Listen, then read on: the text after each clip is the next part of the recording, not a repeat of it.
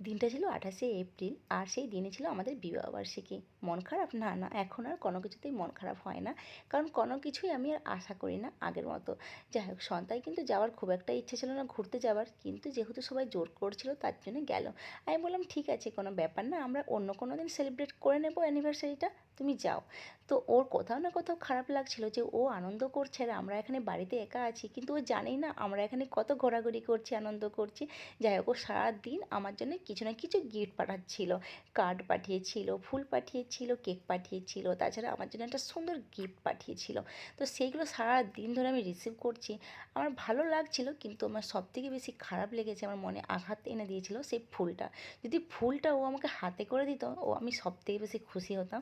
ফুলটা ও পাঠিয়ে দিয়েছিল জোম্যাটোর মাধ্যমে, সেটা আমি একদমই খুশি হইনি। হ্যাঁ, ফুল আমার ভীষণ ভালো লাগে, সেটা ও জানে, আর আমি ফুল পেয়ে ভীষণ খুশিও হয়ে গেছি। কিন্তু কোথাও না কোথাও মনে হচ্ছিল